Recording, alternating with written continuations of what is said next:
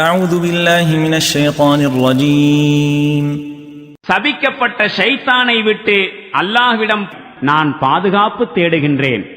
وَإِذَا فَعَلُوا فَاحِشَةً قَالُوا وَجَدْنَا عَلَيْهَا آبَاءَنَا وَاللَّهُ أَمَرَنَا بِهَا قُلْ إِنَّ اللَّهَ لَا يَأْمُرُ بِالْفَحْشَاءِ أَتَقُولُونَ عَلَى اللَّهِ مَا لَا تَعْلَمُونَ.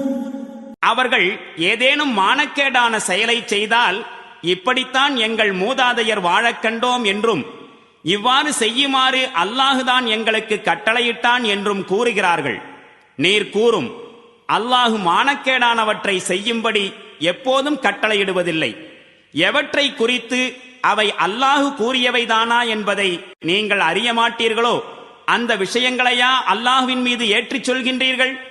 قُلْ أَمَرَ رَبِّي بِالْقِسْطِ وَأَقِيمُوا وُجُوهَكُمْ عِندَ كُلِّ مَسْجِدٍ وَادْعُوهُ مُخْلِصِينَ لَهُ الدِّينَ كَمَا بَدَأَكُمْ تَعُودُونَ. நபியே, அவர்களிடம் நீர் கூறும், என் அதிபதி நீதியை கடைபிடிக்குமாறு கட்டளையிட்டுள்ளான். மேலும் இதுவும் அவனது கட்டளைதான். ஒவ்வொரு வழிபாட்டிலும் நீங்கள் முன்னோக்கும் திசைகளை சரியாக அமைத்துக் கொள்ளுங்கள். மேலும் தீன் நெறியை அவனுக்கே உரித்தாக்கிய வண்ணம் அவனை அழையுங்கள்.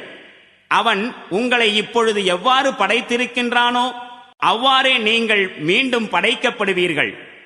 فريقا هدى وفريقا حق عليهم الضلالة إنهم اتخذوا الشياطين أولياء من دون الله ويحسبون أنهم مهتدون. ஒரு கூட்டத்தாரை அவன் நேர்வழிப்படுத்தி விட்டான். மேலும் மற்றொரு கூட்டத்தார் மீது வழிகேடு விதிக்கப்பட்டு விட்டது. ஏனெனில் அவர்கள் அல்லாஹுவை விடுத்து ஷைத்தான்களை உதவியாளர்களாக்கிக் கொண்டிருக்கின்றார்கள். மேலும் திண்ணமாக தாம் நேர்வழியில் இருப்பதாக கருதிக் கொண்டிருக்கிறார்கள்.